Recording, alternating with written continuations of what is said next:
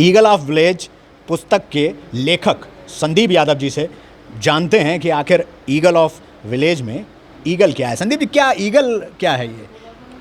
Eagle एक भाव है जो दूसरे भाव पर प्रहार करता है। भाव मीन्स कि एक जो संस्कृति के प्रति, अपने लोक संस्कृति प्रति, अपने गांव के प्रति, अपनी प्राचीनतम शाखाओं के प्रति एक दूसरा भाव है जो सिर्फ विकास की तरफ दौड़ रहा है। तो जो विकास की तरफ दौड़ रहा है, उस भावनाओं को हमने ईगल कहा है। मैम ने बहुत अच्छा उसका एक एक्सप्लेन किया था कि ईगल आखिर है क्यों। इस शब्द में ईगल की भाव मतलब फील किया करें। क्या हम पूरे शहर को इसका इल्ज़ाम दे दें? नहीं, ऐसा नहीं है।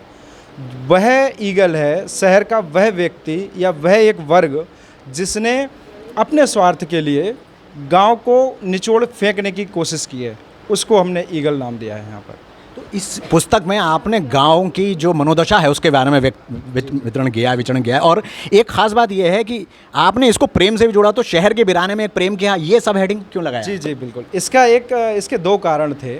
एक तो ये कि इस स्टोरी में हमने प्रेम खत्म होते दिखाया है।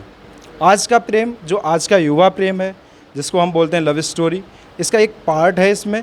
दूसरा जो अपनत्व का प्रेम है, परिवार का प्रेम है, जिसमें मर्डर होता है, जिसमें एक दूसरे के खिलाफ खड़े तो रहते हैं साथ में, लेकिन अंदर ही अंदर खींचतान रहती है। आज आप गांव में देखते होंगे कि चाचा ताऊ या आस पड़ोस के खड़े तो रहते हैं, लेकिन कहीं ना कहीं अंदर अंदर बुराई भी करते हैं। किस वजह से? सिर्फ लालच की वजह से। और वो लालच कौन दे रहा है, वो एक मिस्ट्री है इसमें। वो लालच कौन दे रहा है? लास्ट में हमने कंक्लूजन के तौर पे रखा है कि केस फाइनल होता है, कोर्ट में जाता है, कोर्ट स्टे लगाता है, प्रोजेक्ट रद्द कर देता है।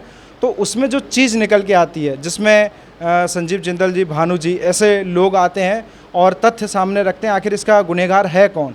तो जो वो गुनहगार सामने आते हैं, उनका और जो गांव के लोग शामिल थे, उस चीज़ को अलग करता है। मीन्स एक प्रेम, जो हम आप 24 घंटे साथ रहने वाले हैं, और एक टाइम ऐसा आ जाए हमको कोई लालच दे दे कि हम आपकी पीछे पीछे बुराई करने लगें, कटाई करने लगें, क्योंकि हम आपका बहुत अच्छी तरह से जानते हैं। और वही लास्ट में आके जब अच्छी तरह से जानते हैं तो हम कैसे काटेंगे वो हमसे बढ़िया कोई नहीं जानता, और हम उनसे जाके मिल जाते हैं सिर्फ कितने की वजह से? 50% मुनाफे की वजह से। तो वह प्रेम ख़त्म है।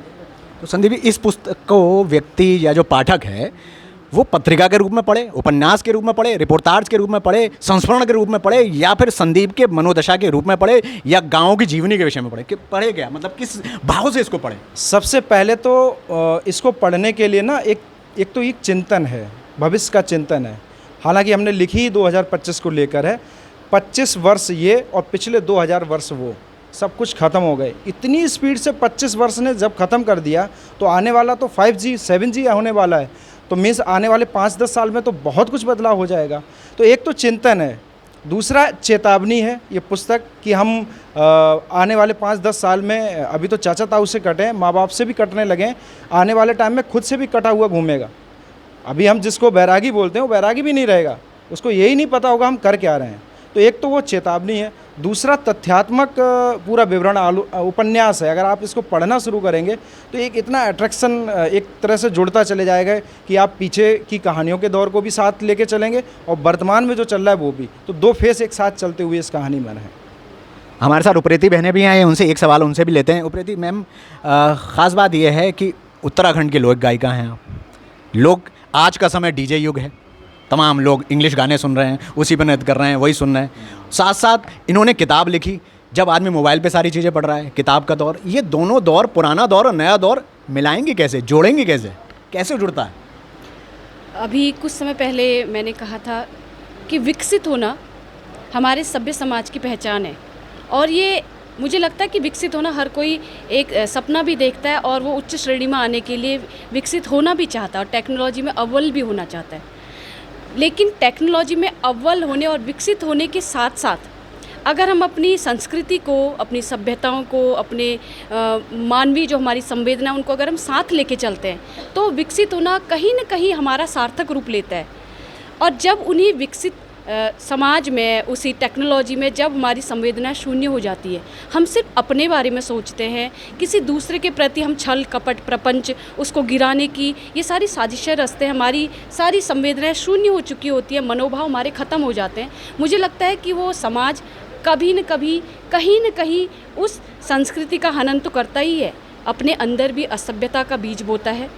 अपने अंदर एक ऐसे मनुष्य तो हम तब बनते हैं जब हमारे अंदर मनुष्यता का कुछ न कुछ रत्ती मात्र गुण होता है।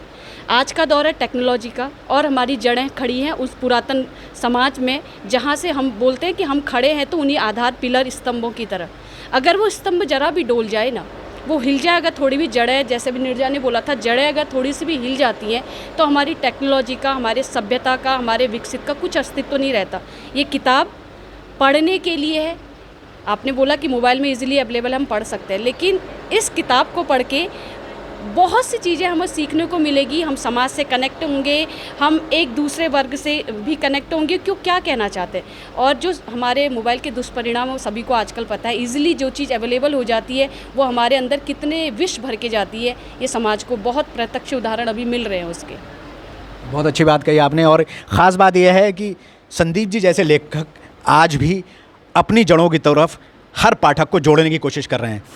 किताबें पढ़कर ही जीवन का सही ज्ञान हासिल किया जा सकता है, जैसे कि हम सभी ने अपने बचपन में पढ़ाई लिखाई के माध्यम से किया, किताबें पढ़कर ही। मोबाइल का ये युग भले ही आपको लेटेस्ट जानकारी देता हो, लेकिन पुख्ता जानकारी, गहरी जानकारी और बेहतरीन शानदार जानकारी आपको सिर्फ और सिर्फ किताबें दे सकती हैं। कहा भी जाता है कि a house without books is just like a room without Windows. तो किताबों के साथ जुड़े रहिए, किताबों के साथ सीखते रहिए, किताबों से प्राप्त करते रहिए, यही जीवन का सार है। हमसे जुड़े रहने के लिए बहुत बहुत धन्यवाद, बहुत बहुत आभार।